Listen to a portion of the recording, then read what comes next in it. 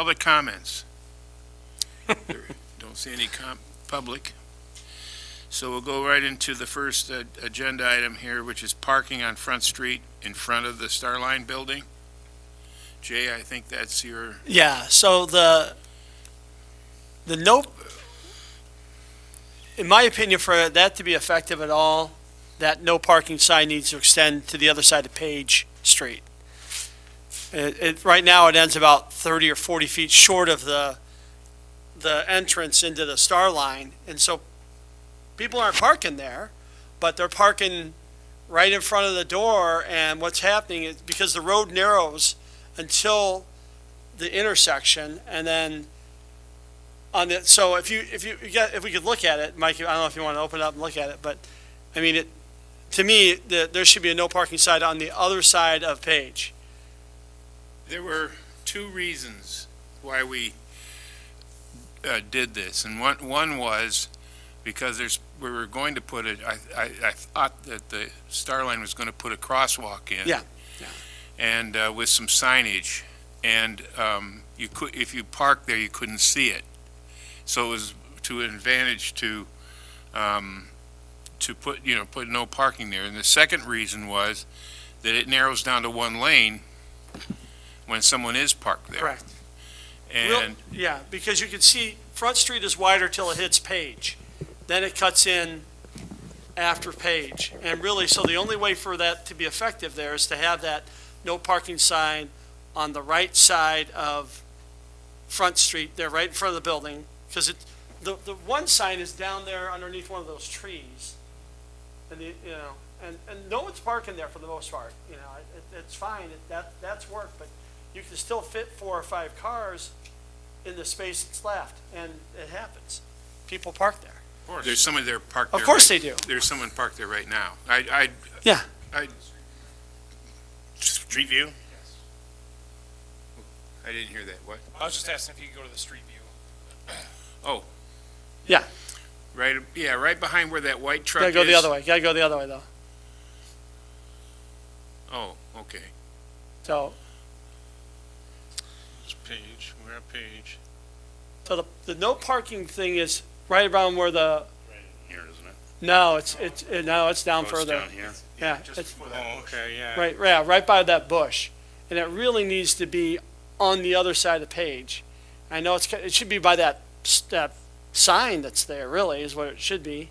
The reason we put it back where it was just because the closer we got to the entrance of Starline, the more concern I had with people running into it as far as pedestrians. We were planning on painting the curb. I can throw another one on the other side. Yeah, that's really what we need to do. What do you mean running into it? Like, you have people that are trying to cross the street, or people getting out of cars, Walking into it. Yeah, walking into it, basically. Walking.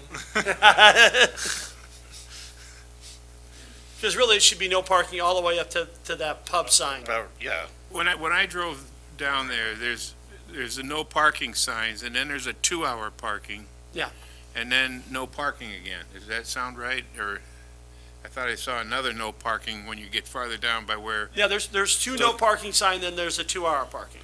With the 2-hour parking is down there. So it is legal parking all the way down Correct. to just shy of this corner. Yep, right there. Right here. So from here to the corner is no parking. Right. But between this sign and what Van's a little past the van, where it right? should be, I think that is the sign just past the van. I think that once Rob puts another sign up and then does the curb painting, that should alleviate that problem. Yeah, all I was asking is just get Yeah. another sign up. Because really, you haven't eliminated the problem. It's way too narrow for 2 cars. Well, 2 cars can't fit through there, but it's like a battle of the wills, right? You got to move all the way over. If you don't, People think their vehicles are very wide, yeah, and so they go way out. yeah, And I've dealt with that, not here, but other places with the fire apparatus, where they think their car can't squeeze by, and it's like, you can, you don't have to go all the way Yeah. to the center. So one more sign, and then where are we with painting the curb? I can get the, I was waiting for something to be like consistently above 40 degrees. So Yeah, that yeah. way it'll cure, because anything less than that Yeah. overnight, it'll be sticky. I was for gonna ask days. me the other question. What's I had that? later. For new discussion or whatever, I was gonna ask the question about that. But that kinda answered it right there. Yeah, because because we're gonna be using sort of like, an epoxy oil-based paint, and if we don't have some good conditions, somebody's gonna be tracking, yellow paint all over the inside of the Starline building, and I don't Yeah. want that call. And does anybody know anything about where the Star Line is and putting the crosswalk in? No idea. That was Lisa's thing. She was communicating with them. My understanding was, well, we weren't gonna do it because of, state requirements. And I felt like he was kinda dropping it, but I don't know if he still plans to put in the paint himself. I don't know. He's been, Warren's been, let's say, ill lately, Oh. so he's not been able to do that. That's right. That's I right. think he had surgery recently, and so has been, recovering. Whether he puts it up or we put it up, wouldn't we own liability for it? Because we're allowing him Yeah. to put that on our street. If I remember right, Gary came back and told us all the requirements in order to do it, and it was, yeah. It was gonna be a little more complicated than just throwing paint down. Yep. So if I recall right, though, it's at that point pretty much dropped, but then the discussion, that's when the discussion flipped over to doing the no parking, That's right, yeah, okay, yeah. if I recall correctly, and so I don't think that. Yeah, I think having he was to do the wall- withdrawing the, Right. actual crosswalk, but instituting the no parking, which then opens up the sight lines for when people are walking. Oh. Okay.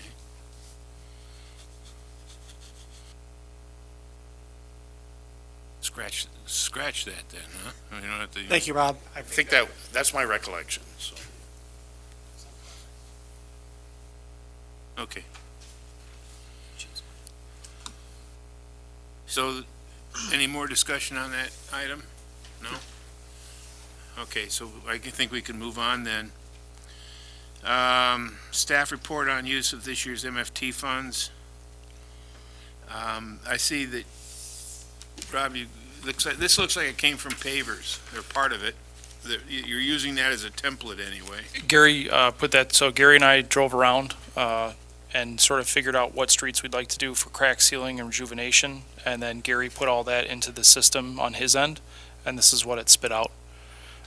So this is just basically calling out, rejuvenation, crack filling, and then figuring out what we have left for square yards. According to Gary's calculations, for square yards, we have 2,400 square yards if we don't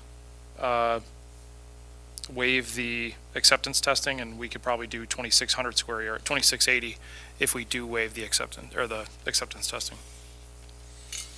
Last year we planned on about 3,400 because of the cost of everything. We ended up doing about 3,000 when we had, loss of yield when they were, they couldn't hammer it down without it squishing out on the sides. Yeah, well, the stuff that's rejuvenated last year is over here in this, it's gonna be, or no, it was crack sealed, now it's gonna be rejuvenated, right? Yes. Some areas. Well, okay, where is, all I see is a bunch of Ys under rejuvenation. And I see three kinds of crack. So the three different kinds of cracks are, there's the center line cracks, there's the edge of pavement, edge of curb, where you'd be on the edge of the road, and then there's transverse cracks, the ones that would go laterally across the street. Are we rejuvenating anything this year? Yes, where there's the Y, that's rejuvenated for this year. So everything on here is going to be rejuvenated. Only certain roads are going to have crack sealing or crack routing and crack sealing. Okay, so you're gonna crack seal it first and then do the rejuvenation over it then, or, Yes. okay. It's just like last year they came through, did the crack routing, crack sealing, And then they came through and did the rejuvenation afterwards in a few days. I think Church Street, though, I think all it got was crack sealed, I think. Possibly. Yes, because we had leftover budget, so we were able to crack seal that. Okay, so This some, year we'll come back and rejuvenate it. and that's why it's on here for this. Yes. And that's, yeah, okay. So that's, it's just showing that, and that's why it's blank under the crack ceiling, because it's. Correct. Does that help?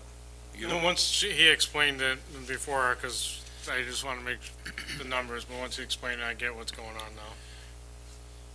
And skip patching is a different deal altogether. Yes, so skip patching is, this is the preventative maintenance. Skip patching is the stopgap portion of it. So, we had to figure out how much preventative maintenance we were going to get done first, and that's where we end up with the roughly 2,400 or 2,680 of patching, and that I expect to lower when they start doing it because of yield. Because there's no base. So when they go to compact it, it just pushes underneath and pushes out. Where there's a lot of areas of the city that either don't have curb or the curb has been long paved over. So when they go to push it down, it just squishes out in all direction. Okay, the reason I'm asking all this is that I think it would be a really good idea if we could kind of put this into some kind of a public report that we can tell people what they can expect this year, I mean, rather than wait for the complaints and say, why didn't you do this and why didn't you do that? Oh, absolutely. I can be more proactive on it this year. And, I think last year's program, the way it was ran was, it started kind of in the northwest corner and it was flaring out, thinking that there'd be a lot more funding to get more stuff done. So that's why the focus was, sort of up in the northwest. Whereas this year, recognizing that that was an issue and being able to put hands on it now, we're kind of going to be all over the place when it comes to, highly traveled roads, roads that are near schools, churches, or, points of interest.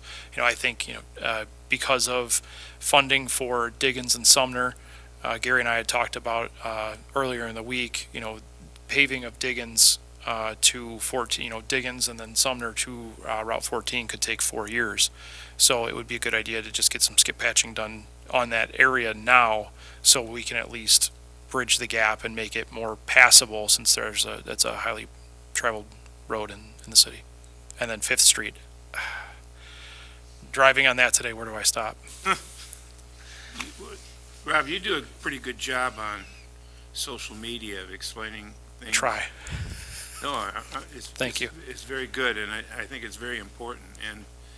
And what I'm hoping for is that we can actually take that expertise and actually put something like a special page on the city website. Sure. I mean, there's nothing wrong with social media, I understand it, but there's all this extra noise on Facebook, all kind of things that you don't, some people won't even go there, won't even Right. look at it because they'll get upset about something else that's on there. Yeah. But we can keep our website clean, and what we can do with social media is just guide people to our website, and then have a detailed report of what they can expect. Yeah. This year with some pictures, and we can actually break this down, I think, to some extent, and say, here's the streets we're going to go to, here's what we're going to do to them. Yep. Hang on, because we haven't seen any of the 1% sales tax yet, and maybe even at some point combine the stuff that's being funded by the state and federal government on grants and so on, and when that's going to happen. Absolutely, because our matching portion of a lot of this, this funding from Fed and state goes a lot further with them. It gets us into a lot of other issues with, special tests and compliance and things like that, but ultimately at the end of the day, it is a cost savings. So one of the things you could do is essentially have a message and just pin it to the top of the Public Works page. Yeah, I mean, I could do that, but I think last year, I really took it in the chin on the first video I made because people weren't used to seeing that yet. And I think, this year leading up to it, I'll make more of an effort to be more present in that way. And then also, if you would like us to do something, I can make a staff report with a map, and then, we can sort of lay out what's going to happen for the Public Works page. Yeah, and yeah, because I think that it's just a reference point, because I think, one of the things we always want to do is we want to make sure, everybody complains I didn't hear about this, I didn't hear about that, but they don't know where to go. Back in ancient times, like the 70s or something like that, everybody read the paper. And if they wanted to find something, or the bulletins, or get something out of the grocery store to find out what's going on, and that would be the source of information. Well, that's gone. It's not there anymore, and social media is about it. But I think we can, train's the wrong word, but guide people towards a source that would take the place of what we used to have back then. That whenever you have a question, you can go there and find the answer. And it's so much better to get in front of it instead of behind it, and try to you justify what you did later. It's harder to do that than if you do it up front. The mayor does a really good job of doing that on his radio program and so on. But again, that media for some reason isn't getting to very many people. And We can, I got some extra money in the budget, with last year, the contractor took, Ziploc bags through some landscape rocks in them, was throwing them through town. We can print up some flyers. I thought that that was you guys, or wasn't the That was contract? so what had happened was the notification letters had to go out. The contractor asked if I had anything prepared, and I was like, I can type you up something real quick. So they just printed out 1,000 of those and threw them in a Ziploc bag, so it looked like it came from us. Oh, people complaining about that because They were handing out free landscape rocks. I thought it was an excellent service. Free material. So Rob, what are we planning to do this year? Are we doing everything here that has numbers for crack? Yes, this is what Gary and I drove around and agreed upon. Because there was a couple streets where Gary and I were driving, and it was like, what do you think? And then you'd look at each other, and it was like, nah, no, too far. Because there was a couple areas over by Washington School where it was like, should we? And then you start, I think we'd get a couple 100 feet, and it's like, have you lost count yet? I've lost count. And, it was like, all right, we'll move on. Yeah. So this is essentially what's been agreed upon by the two of us for that, for next year. Next year. Next fiscal year, 2024. 2024, Starting in the summer, 2025. yeah. Yeah. Yeah. So Got it. this is, same thing. I think, we were projecting for, fall construction, because this is kind of a smaller job, and we're, in the middle of summer, we might not have as many bites. This is kind of filler work at the end as, the seasons are wrapping up and they're bringing equipment back.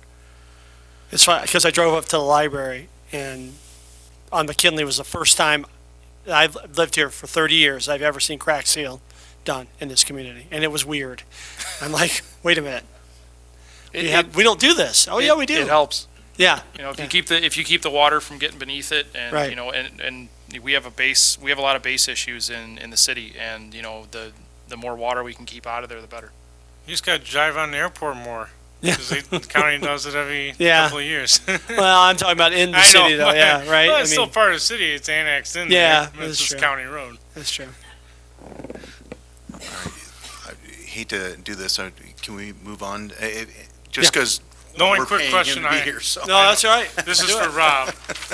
So the stopgap is going to be on these as well too, where you find where you can use it for. So it's not on these roads. The stopgap is going to be staff, with your approval, staff decision. Just these are the areas that we need to take care of. Okay. And you said you're going to have to wait until after this is done to figure out how much we have left to do that. Well, no, based on Gary's calculations and his estimates, the engineer's estimate of cost, that we project that. You're going to talk about that right now. Maybe I'm getting too far ahead. That's why. No, this is what's laid out, and then this is this total, and then we have Gary's provided me with his scratch, so that's kind of what I'm talking Probably about. about get like next month, 2 months, 3 months. When I we would know say about that one. we're going to need to have to get things kind of squared up. We're going to have to start doing some measuring, and we're going to lay some preliminary marks here, in the coming weeks, with, I'd say a month or so. So we have an idea. I don't want to go too early, because if we do it too early, then we're going to have to go and remark everything again. No, I understand. I just want to make sure, wouldn't expect to, Yeah, we yeah. get informed about it. And whatever we put together for a web page and so on can be updated as we go. In other Sure. words, when we make those decisions, we can update it. Absolutely. Chairman, you need a motion to accept those locations. I'll make that motion. Second. All those in favor? Aye. Okay.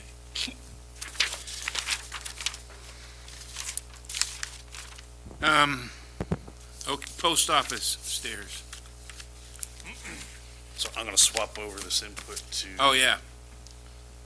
I'm gonna cut the- What I was looking for here is, I know that a preliminary report, I think, was put together, and I haven't seen it, and, I hope that's not it.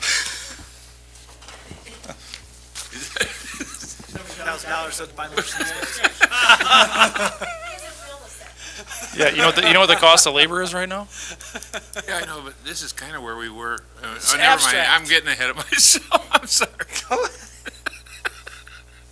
This is just to remind you guys that back in 2021 in July, we did a couple of different alternates concepts, and this is the one that was chosen, alternate 3, except the parking along Eastman was angled.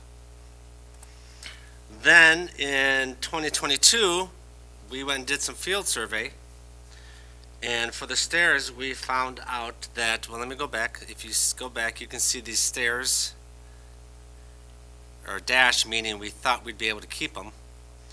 After we did the field survey, we found out that those ramps are not ADA compliant. Longitudinal slope is too steep, cross slope is too steep. There was spalling, there was cracking. The landing areas were not ADA compliant, so the decision was made to rebuild the ramps as well as the stairs in the island. Then we were tasked with expanding the improvement up Eastman Street to Sumner to just mill and resurface and restripe so that we could have a more uniform west side of the street, all with angled parking. So we've got the angled parking here by the post office. This was existing parking that we just cleaned up, made it to standard. Got parallel parking here on the east side. And then this grassed island with the trees was left alone. So I came up with this plan, I met with staff, and I would explain to them all the challenges that come along with this plan. Because this was just horizontal only. I just did the horizontal geometrics, and then I met with the city. So this is a picture of Eastman Street looking south, and you can see the center line of the road, and just like any typical road, it slopes down towards the edge of pavement. Same with the other side, starts high in the middle, slopes down to the edge of pavement. However, the parking lane starts high at the curb and actually slopes down towards the edge of pavement. And you can see on the other side, it does the same thing. It starts high at the sidewalk and slopes down. So what this does, it creates a channel, a concrete channel here right in the pavement where the water flows. So if you see this red car right here, that's that same red car. That's what your pavement looks like because the water is flowing down here. You see that red van down at the other side of the parking? That's that red van. This is what your pavement looks like because water's going down that channel where, two lifts of concrete meet and there's a crack down there and water gets down in the crack and then it freezes and thaws and this is what you end up with. This is what it looks like in front of the grocery store. I also want to show this picture because it illustrates a totally different point, and that is when we build sidewalks, they're typically 4 inches of concrete over 5 inches of aggregate, except when you're at a residential driveway, you make the concrete thicker, you make it 6 inches. When you're at a commercial driveway, you make it thicker yet, 8 inches because of trucks. So you can see when this was built way back when, this was the driveway. And you can see the concrete sidewalk where the driveway is holding up fairly well, because I'm sure it was thickened where the driveway was. Here was not intended to ever be a driveway. But you can tell from their striping that people are probably using it as a driveway.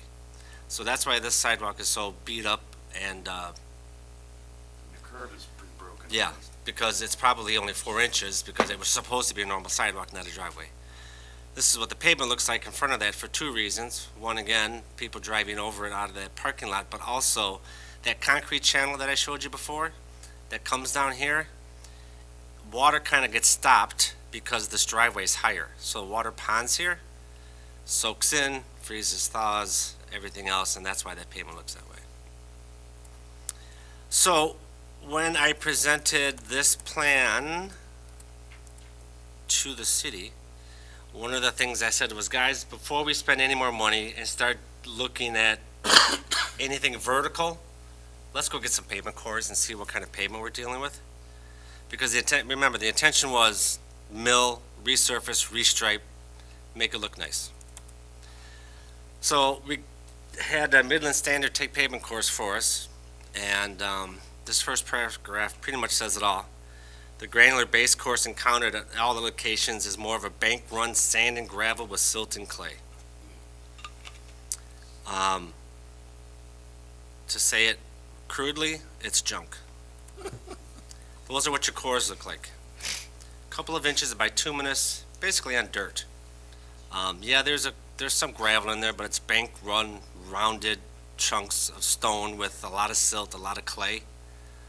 You basically have a couple of inches of bituminous on top of dirt. So you can't mill and resurface that. So the next step would be to take off all of the bituminous and put it back. But you don't want to put brand new bituminous back on top of basically dirt. This needs to be aggregate. So that comes down to we can't really do what we initially thought we wanted to do because of the pavement that's there. There's a couple of other issues that we have to contend with eventually. One is that concrete channel that I showed you right around here. It's about 12 feet off the back curb or the edge curb. These spaces are 17.5 feet. So that channel, if left where it was, would actually fall right through here, which is right about where somebody would be exiting their vehicle. So just think of you parking where your wheels are up high in the front, your wheels are up high in the low, in the back, and there's a low spot right where you're going to get out of your vehicle. So that typical step down out of your vehicle that you would expect is going to be a lot higher. There's a parking lot by my house at a store that I go to that has the same situation, and I know it's there, and yet every time I get out, it catches you, and it's very easy to fall. So, and we have to make these parking spots to design standards. Right now they're 12 feet, and that's way too short. They should be 18.5 feet long. I'm making them 17.5 feet long because I'm going to use part of that sidewalk as overhang, and that is allowable and that does meet design standards. So, the question is, what do we do now? Because we don't have the money to reconstruct this road. In my opinion, it would be a huge waste of money to go ahead and mill off and put new pavement down on top of that existing base. Is there any grants? It's very difficult to find grants for local streets. Local streets that support a post office, federal post office. I haven't ever seen one. Okay, what if we simply just fix the issue at that curb? That's it, that's all we do. This here? Yep. Well, the issue you're going to have, If we extend that out, we don't have good drainage there and we end up making a pond. Because we have to deal with all the water that's coming down the street. and remember it's coming down, It's an angled street. it's coming down here. Yeah, it is, yeah. So, I mean, the correct way to design this is have your high high point at the center line and slope everything down to the curb, collect it in the curb where it's supposed to be, and put linear inlets in the curb to take the water away. Right. Currently, Eastman Street has no drainage structures. There's one in the street down here on this corner, and then that little circle right there. It's not even along the curb, it's in the street. Yeah. So this entire block has no drainage. Is that true in the other block of this, towards Front Street? This one down here? Yeah, I don't know. I suspect that it is. It sounds like to me that the entire street needs to be rebuilt, and that can't happen unless we do it as part of a road program after we start collecting municipal sales tax. So we haven't budgeted anything for this project for the upcoming year. It wasn't on the list. So there's nothing in the upcoming budget. Do you want to talk about the possibility of the TIF? Yeah, so there's a couple of options. One is just set money aside and then tackle it. And one of the things that was discussed in a powwow before this meeting is, if you recall, the administration committee set aside about 100,000. No, the TIF. The TIF, no, I know, but Yeah, that's going to stay in the fund balance. right. Because it wouldn't get us anywhere. Right. It essentially what I was going with is, or where I was going with that was, we only have, after all this engineering, is about $52,000 left of it. So it's not going to tackle this. So then the other option is, we've got a potential TIF coming, that if we're creative with the mapping, we can include all of Eastman and have the TIF essentially pay for it. And that's the old City Hall PD, right? Because if you recall, in order to do a TIF, you have to have at least an acre and a half. And right now, Luis's property is about 0.6. So that gives us some room to expand the TIF. And this is not uncommon to try to include other things within the TIF to essentially take it off all of the taxpayers and just put it on the one that's going to be benefiting the most out of it. We're very creative to add some other aspects in, but this is something that that is an option to take care of Eastman, because it's going to be pricey. Yeah, I'm not disappointed.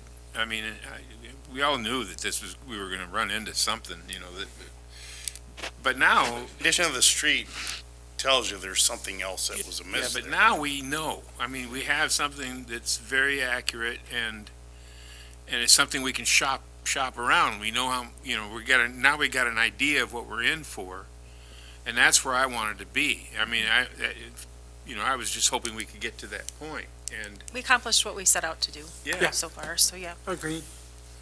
Now we And know what needs to be done. now we know what needs to be done, and if there is some grant money that comes along or something, and you need to apply for it, we have something that we can show, and Well, I mean, I'm not saying that's how it would go, but so the idea is the 1% sales tax. We've got we've got thoroughfares that need to get done, and going curb to curb is going to take up quite a bit of those funds.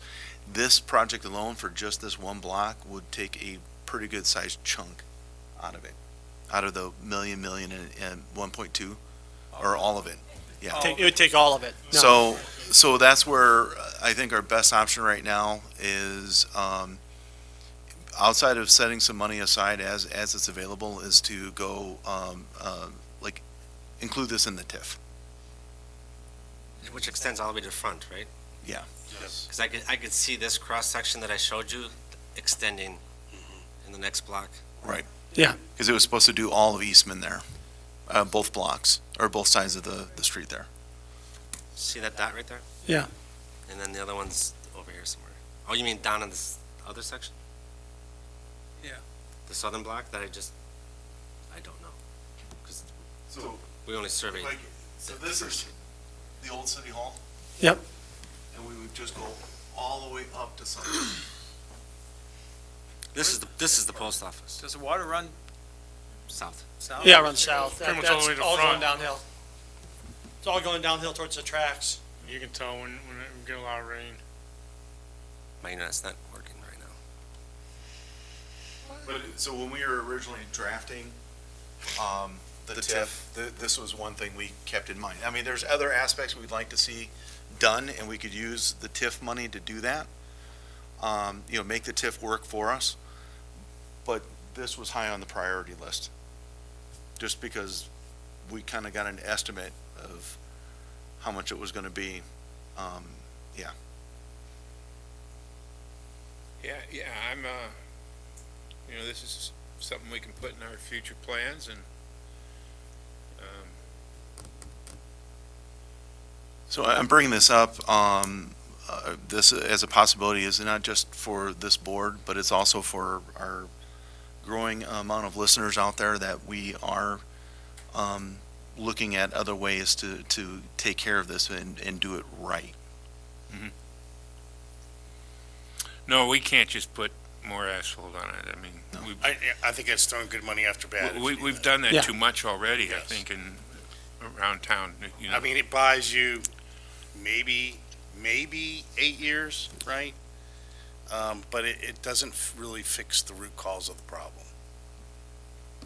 And so you'll just be kind of kicking the can down the road with a little patch versus trying to fix it correctly. I mean, John would know more better than anyone. That was a pathetic core.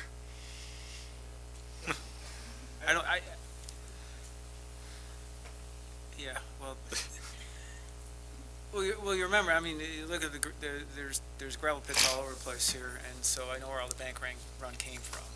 And I would bet most of the city is built on that type of material. So it's no wonder we have issues. But yes. And keep in mind too, as Deb pointed out, that we only budgeted in this year, or actually through a budget amendment in the current fiscal year to do this engineering and do the course sampling and so on. But in the 24-25 budget, which is rapidly coming up, we did not budget to do any work. So that worst case scenario is we have at least another year to see how things are going. Maybe the TIF has progressed at that point. But regardless, even we would not be able to do anything in this next year. No, to me, what's our match on Diggins? Do we have a match? 10%. All right. Where's that money coming from? The gas tax? Where are we? I believe that's MMFD. MFT? Okay, and then our match on Maringo Road is going to be, that's going to have to come from MFT. I mean, to me, Diggins and Maringo Road have to be done before this can be done, in my opinion. Because we've already got those federal grants lined up and we got to do that work. Yes. So this is 4 years down the road, or 3 years down the road at least, minimum. unless we run into something, Right. that- Right. What did it cost to do that coring? Do what? The coring. The corner? The Coring. Coring. Oh, Couple grand? 22 maybe? I'm totally, I guess where I was going was, looking at those and, going forward with our road program, I think it would behoove us to do that. To do additional core To do samples cores elsewhere. before we go into a road, so we know what we're getting into. And then we can make a better decision on how we should, reconstruct that road, or can it, can we do a mill and overlay, or should we do a reconstruct, or can we do a, structural overlay, or what? We have to know.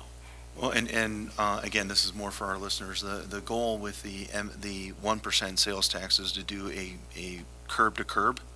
So the road, we may not be able to get miles at a time, but it would be done right. And so that will get us, with the maintenance that we've already started to do, well, it'll get us some. I don't know if we decided that for sure, have we? What? How exactly we're gonna divide the No, not at all. 1%? No. No, you haven't decided that because you don't even know what that value No, is. Right. no, Oh, no. I Agreed. mean, with regards to, are we gonna do overlays, are we gonna do structural overlays, are we gonna No. do full depth? And we have flexibility We because, just have to remember those, I love the curb to curb, Lou, don't get me wrong, but you're just, whereas, right now we're doing what we're doing, with the MFT money, we're doing 11 blocks of That's Of generous. painting, basically, right? Okay. So multiply that by, multiply that by 5, all right? So you could do, 55 blocks of painting if you wanted to, right? Or you could do 2 blocks of curb to curb. I mean, that's the cost difference you're looking at. So I think we need to think about that, because what did the pavers, right? What'd they say, something like $5 billion to get our roads where they need to be? It's like $3 million a year just to stay with. Yeah, Right, So- but to get everything, it's like $5 billion. to get ahead of it was 5 million a year, to So- get ahead of it. So the I evaluation. agree, the extra I'm sorry. million's nice, but the extra million's still not getting True, but- it's not but- getting you curb to curb and get caught up. But like, The evaluation that you and Gary did took how long for this year's road program? I think we were driving out for a couple hours. So with that, combined with the paver database, I think probably the best option would be, as it gets closer to next fiscal year and we see what exactly we have for that additional 1%, that we just, kind of scrutinize it and make, educated decisions on what their opinions are, as well as what the paver's showing, and everything combined, and see what funding we actually have available. You know, No, I understand that part. I'm just saying that, and then determine at that point, based on the coring and, office here, right? It'd be nice to do everything like that, but I don't think that's realistic. Not with an extra $1 million. If you had an extra $10 million maybe, but not with an extra $1 million. So, John, I get your point Uh-huh. on all this, but one thing I kind of disagree, that's just because unfortunately everywhere is like this, states like this. When they repave a road, a state highway, they don't reconstruct it ever. 14 was never reconstructed, 23 isn't. All these highways, the only ones that reconstructed is because the tollways are there, are those. So it'd be great if we could do that, because I get the problem, because you see it on even the highways that have traveled with semis nonstop. But when we get to that point, we do have to look at it, see, we probably still have to repave some of these curb to curb. One is for the public to know, hey, we're actually using this money, but we also can use it both ways. Do it the way you want it, the right way in some areas, or close to it, but we might not ever be able to do it that way because of the money we're getting, but we're still No, gonna no, repave. and I agree exactly about what you're saying, is we're gonna have to be Judicious. judicious Yes. on as far as which routes we're gonna do that on and which ones we're not. Right. And some roads, I mean, a mill and overlay the last 10, 15 years, right? Mhm. It will. Right. Especially with our preventive maintenance program we're doing. I mean, it's gonna last even longer than it did. But well, and keep in mind though, and it's sorry to jump in, but Yeah. if our goal, if the goal is to do it right, we do our and it goal depends on our the- goal should be to make as many citizens as we have Right. happy. Yes. But it's also And by be- doing it right, you're gonna be doing it right for the next 50 years. It's also to be wise with the taxpayer funds, and with that, and again, this is a decision down the road. So one of the things that you'll probably hear is, at least from staff, is to urge going curb to curb, and then with our maintenance, we can get 30 years. Okay. Yeah, but I think the message is that we're getting ahead of ourselves, and that we have no policy at this point on how we're going to do this. And I think we should leave it that way until we see how much money we have, and then sit down and make another decision. And keeping what he said, what. I just wanted to get this committee thinking. No, and I understand That's all. completely Oh, what you're great. saying. You Totally. can make a quality repair without doing the whole thing, and going all the way. You can still be a quality repair, and that's what I think he's saying, is that we need to look at that and spread that out a little bit so we get the most bang for the buck for the most citizens. So I think we should just table that for now. And I agree, we should table that, yeah. And I think the cores are a great idea, but we have so much visible stuff that, you know, in areas, you know, we can look at it and go, nope, you know, Oh, that's true. $2,200 core, forget about it. You know, the ruts in the road are 6 inches deep at the curb line, and the curb looks like it's being pushed towards the sky. And we have areas, you know, when I was driving around today, I was over on Grant, north of the city, and I was asking Gary if he had a possible record when we paved that. That is fresh, black, you know, virgin overlay, and it is already rutting and alligator cracked. In some cases, I don't think you need to take a cord, just a shovel. Oh, I agree. Oh, yeah. There are some, yep. It would be my guess that some streets will require complete reconstruction. Yeah. And some you can do a lot less. And until you have data available to you to make those decisions, it is wise to table the issue. One, you don't know how much funding you're absolutely going to have, because we don't really know. And then two, you need to devise a strategy. And I think in order to stretch those dollars, some areas will need complete reconstruction, some won't. And that'll be decision time, you know, between staffing and this body, Right. to, you know, come up with that policy. You're a bit premature at this juncture to do so. Gary, thank you. Very good. You scared me at the beginning, but no, I think that's going to be very helpful to us. I like how you showed the evolution. Yeah, right. Yeah. Napkin drawing occurrent. This is what when you don't pay me anything. Now, we didn't get the napkin one. Any more discussion on that item? Are we done with it? Okay, moving on. Downtown parking and 2-hour parking limit zones. So, we've started to, it's an ordinance that's been around for a long time, and it seems to be an issue that pops up from time to time. Some owners and their employees will park in front of another business, and it blocks that business from having their customers park in front. So, last week, the PD went out and ticketed those that were over the 2-hour limit for parking. And I believe the council has seen the letter that the chief and I have put our names to and went out earlier this week.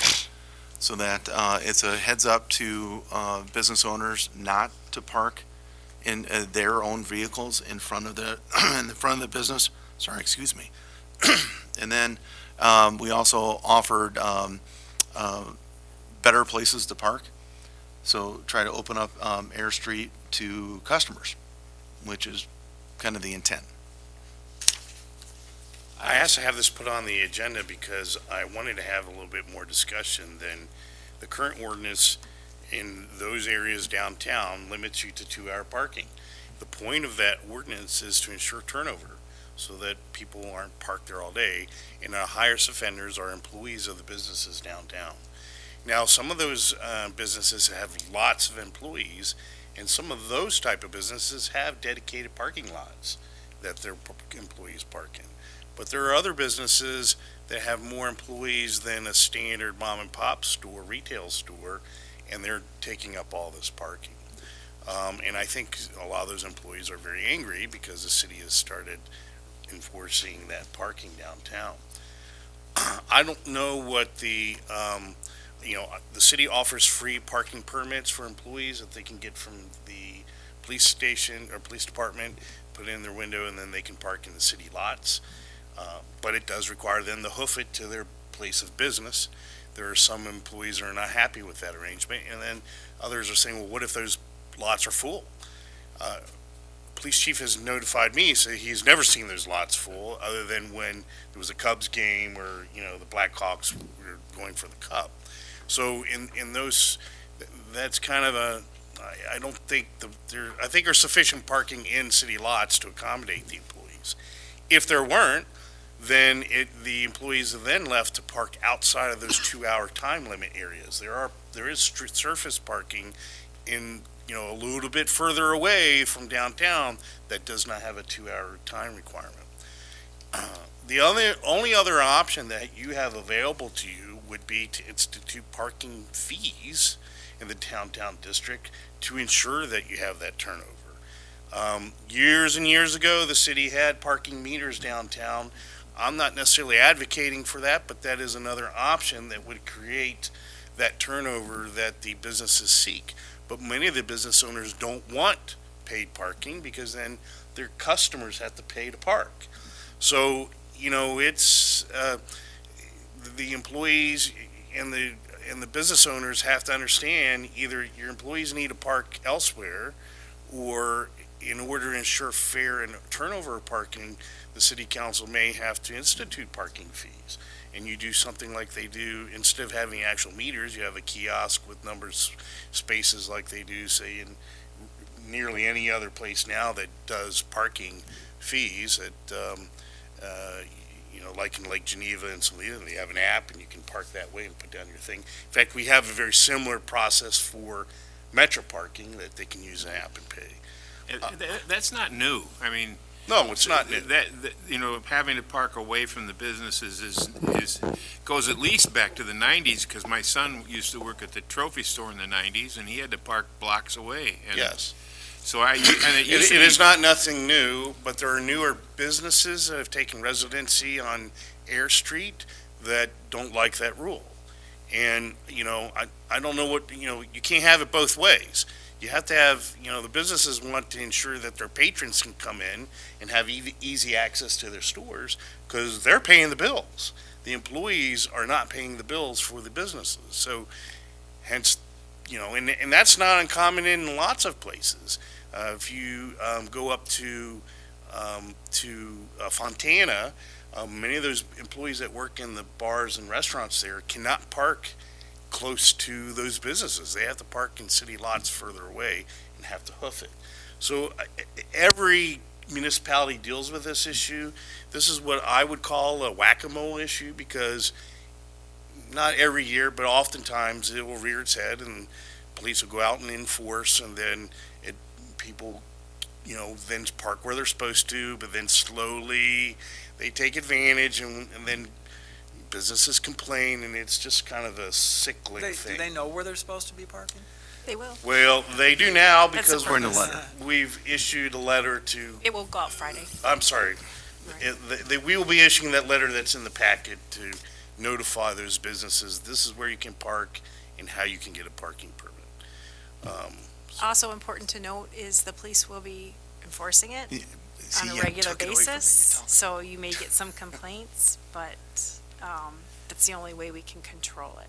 So within our staffing, we were able to essentially figure out, and within the budget, or the existing budget, for lack of a better term, a meter maid to go in and check parking and make sure there's compliance. So this is one of the issues, as Deb was talking about, that we've had, is that some employees, some owners have been gambling that our law enforcement has more important things to do than to do parking, but luckily this meter maid is essentially just doing that, so we can have compliance with the rule as well. Is that our CSO? What's No. that? No? Possibly our intern. Okay. Is her name Rita? I'm trying not to burst out laughing. So we're doing the necessary steps to, at least as long as the ordinance is in place, to enforce it and to do it within the budget. And again, it's as the mayor eloquently stated, the idea is to have turnover for customers down there. And we have some business owners that are investing in Air Street, and hope to see more of that happening. So those business owners, rightfully so, want to be able to have parking available for their customers. So. I know this is a little off the subject, but still about Air Street. Do we ever put those signs up for those areas that we talked about? few months So ago. those signs that, you're talking about, like the no parking or no truck parking Yes. on this, so that is, I believe, in this coming budget? Yeah, Because we did do, so my initial evaluation of those areas was basically, if you have, man, this is gonna be terrible. If you have the stop bar here, the stop bar here, when you pull up to here, your biggest problem is looking to the left here. And, you can kind of see across the traffic lane to something coming out this way. So for budgetary reasons, down Ayer Street, we only put signs in on the northwest corner and southeast corner, so that when this person pulls up, that blocks them, if there's a big van. But with the funding for next year, we will be placing more poles. Legally, when I went to Harvard Savings Bank, because I parked there, I'm like, oh, it's supposed to be no truck one, but I don't see the sign, so I Yeah, guess I'm that's okay. that was our, But that's all get they're some gonna stuff pay. out there and. I'm sorry. go Yeah, ahead and that finish. was our, we did basically half the intersection at each, and then there's areas where, there's, handicap parking, where we really can't put a sign up saying, you can't park your van here, so, I get that part. yeah. To put the correct number of signs, keep in mind that Air Street went through a streetscape Yes. years ago, and you don't just want to put a T-bar and a sign up. You need to put a sign that fits Well, yeah. the motif down there, and unfortunately, that's a little bit more pricey. So that's why we at least for now, to at least start the process, was we took what we did have, put it out, and as Rob pointed, we tried to be very judicious, if I can say that. Yeah. Boy, it's getting late. But in this coming budget year, beginning May 1, to get the rest, get more of them, not all of them, because it would have Yeah. broke the budget. All right, thank you. No problem. Anything more on 2-hour parking? There's no action item, I guess, so we'll just, It was more of a heads up. yeah. Just move on, which is items for future meetings. So one of the things I'd like to ask this board to consider is a sidewalk policy. Whether or not we're going, the city take the brunt of it, if we're going to do a special assessment, or have the individual residents contribute towards that cost. This way, as we're planning the future and using our MFT funds and potentially some of the 1% sales tax, we can allocate it appropriately. So what's the best way to do that? I mean, the way these committees work, we have to stick to an agenda. So do we have like a working meeting where we just open for discussion the possibilities and? What we can do is, because it wasn't on the agenda as a specific talking point, what we can do is put it on the next meeting as a talking point, and then we can discuss. In the meantime, we can maybe come up with a few ideas to help. Staff would do a presentation to get the ball rolling, is that the Yeah, idea? maybe not a full song and dance, but yeah, we'll try to do some sort of presentation. Okay, yeah, I'm all for that. Okay. Because I do have some thoughts on that, as everybody probably knows by now. As long as you can get state to shovel the sidewalks In on the past viaduct. in past meetings, we've kind of chose to go one direction, and then we've kind of chose to go another direction. Yeah, yeah. If we could just have a uniform policy, Yeah, that would help as far as budgeting and planning. yeah, well, I don't think we've ever had a uniform policy. I mean, it's people fix their own sidewalks, and sometimes the city does. And, Well, we started a couple of years ago allocating a certain amount of money every year, and we actually we allocated and we didn't do the Route 14 stuff because of the state. But we didn't let the citizens off the hook on their responsibility to take care of their own sidewalks either. Right. Yeah. Well, right, I mean, but you don't, the city doesn't have a policy that says, hey, you've got to replace your sidewalk, and you got to do it this year, and here's how much, I mean, it's got to be, approved by this. We don't have a policy that says that, do we? So in the past, the city council had a policy for a 50-50 match Right, correct. sidewalk program. it was a very long time ago. It was before anybody that is sitting on city council was on city council. That program had money that was allocated to it to help those residents that wanted to replace sidewalks. What was found was during that time, no one, literally no one, applied for that funding because they didn't want to carry the cost out of pocket that was required by the city to replace the sidewalk. So when I became an alderman, that at that time, what was then the transportation committee decided no one's utilizing this funding, we'll reallocate it back to the general fund and utilize it for something else because it sat there dormant for years. Subsequent to that, the transportation committee decided residents weren't repairing sidewalks. So Streets and alleys then. So yes, at that time it was streets and alleyways, and that committee decided, all right, we're just going to start doing sidewalks. A portion of the MFT funding was assigned and allocated to doing sidewalks, and we ended up doing sidewalks in Jefferson and around the school there, and then we did Second Street, and then it was planned to do part of Division, and of course we all know that got annexed or annexed by the state's work that needed to be done, and we dumped a ton of money into that project in engineering fees. Thank you, CBB. So I'm with the committee in creating an overall strategy and policy on how you want to attack these sidewalks. I just want to say, though, that if your sidewalks are falling apart and dangerous, there is a policy that you can get written up for it and have to fix your sidewalk. Right. That does exist.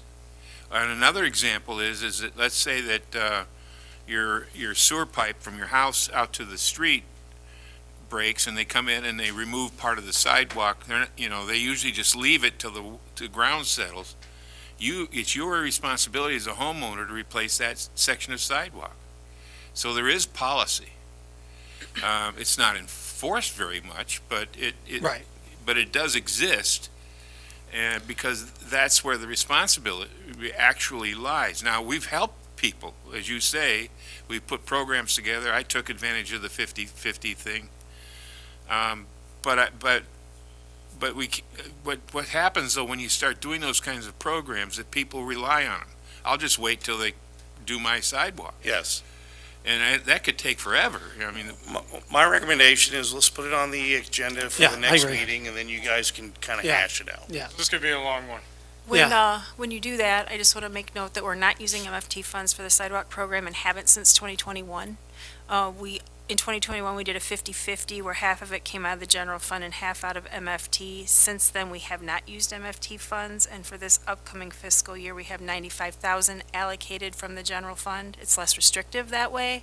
That decision on those locations will need to be made probably sooner rather than later, so staff can start planning for that. Ann does have a pretty extensive evaluation on sidewalks and can shed some light on what she and Rob feel is the best locations to start with, but that's something that outside of policy, you'd probably want to move forward with so that funding is used appropriately. Yeah, so we can have that on the next meeting then, make those decisions. But it is not MFT this upcoming year, Right. it's important. Okay. So on that, and Deb kind of mentioned an aspect of it. Ann, who does code enforcement, and she does a lot of things for the city, has walked all of these sidewalks to grade them. I think it's on a 1 to 3 scale, or 1 to 5. Well, she's in Florida right now, so we couldn't ask her, but so when her and Rob has done a pretty extensive job on this as well. I'm asking as their supervisors to please be mindful of their advice, because they have physically walked, in Ann's case, every sidewalk in the city. So she has firsthand knowledge of it. So when they do make a suggestion, please be mindful of that. I don't think that's ever been an issue. Yeah. No, I mean, for the most part, everything that was recommended, because I've been in the meetings where we've decided what sidewalks, and that's all, these are the crappy ones.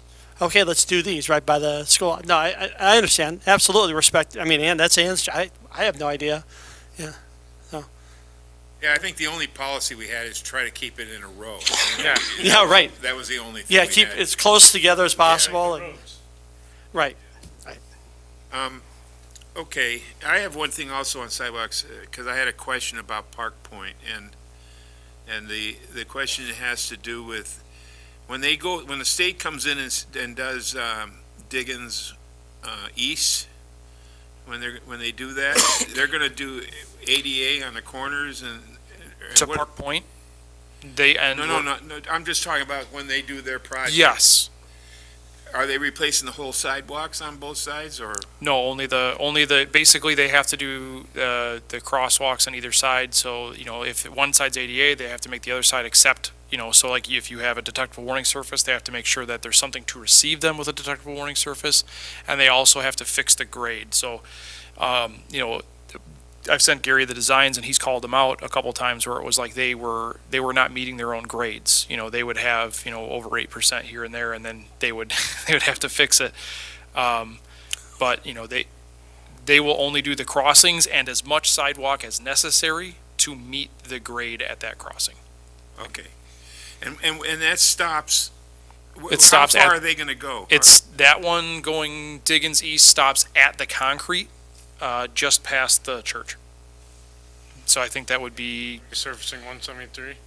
yeah, the smart overlay.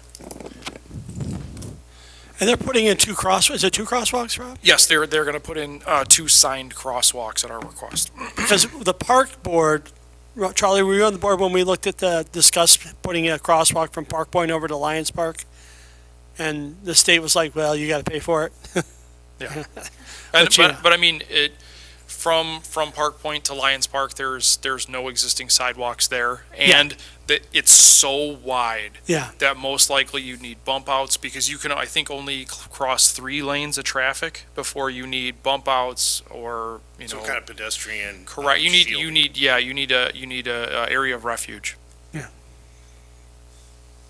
So where they're going to end is basically they will be ending right in front of Trinity Lutheran Church, where it transitions from asphalt to concrete. Oh, okay. That's before Grant then, right? Yes, Yeah. just before Grant. Yeah. And then we have called out for possible pay items is rebuilding the tops of the 2 structures, basically in front of Trinity Lutheran Church and in front of Garfield. So like in the middle, dead center of the intersection of Garfield and 173. Thank you. One last thing I wanted to add is kind of a preview for the next agenda packet. We had a really nice engineering monthly summary that was put together by Gary. What we'd like to do is, after we get it, once Gary completes it, to include it in the agenda packet so you all are aware of the status of these projects. It's just a very brief description of what the status is. So just a little pressure on those 2. It's very nice with all the projects we have going on. One thing I will add is for consideration as we move forward with sidewalk stuff, come from previous municipalities that had 50-50 programs that were either accepted or not accepted. One of them, basically, there are so many situations where I could say I could take your sidewalk and put it in front of somebody else's house and make them very happy. However, if you're willing to pay for 50% of it, we can move you up the list. But the problem with that in a lot of cases was they'd get a quote, and they'd get a quote from somebody to do the sidewalk, and it would be X. And then, well, now that you get us involved, now you pay prevailing wage. And, they'd come back and go, this is ridiculous. This is going to be twice the cost. I'm better off just doing it myself and not getting you involved, which was something we ran into. Yeah, because if I'm not mistaken, under that 50-50 program, we had to use a city contractor, the one they chose. It wasn't just, what do they call that? Pinky? The wage. Prevailing wage.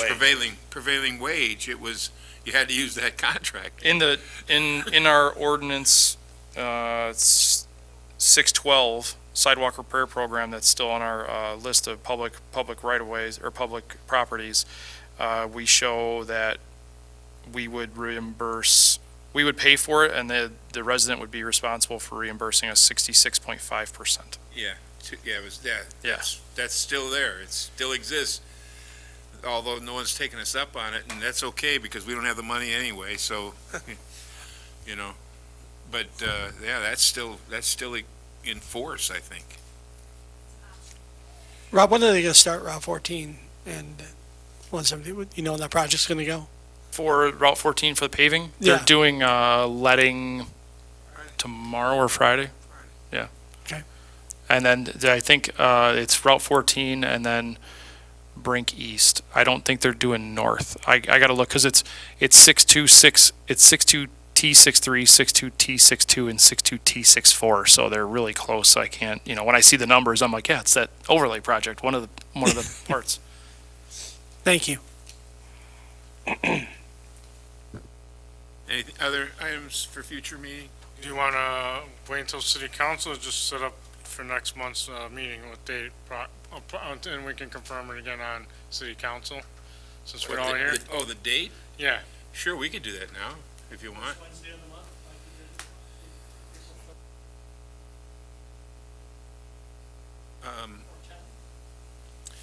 Yeah, we never really ever did this early, but somebody suggested that we do it this month because everything's bunching up later on. Yeah. But that's not necessary if you want to. I just know she mentioned the sidewalks thing. That's why she mentioned that we need to do the sidewalk soon. So I figure yeah. Yeah. So admin has it the 10th, Charlie, the 3rd or the 9th, or Yeah, that'd be all right. Let's do the 3rd. the 3rd? The next week on the 10th is admin, which will have to get moved anyways because I'm working that day. If the other people on that committee can move. Is that okay? All right. We'll let Lori know at the city council meeting. Anything else? Motion to adjourn. Second. All those in favor? Aye. Aye. Thanks, everybody. Oh, boy.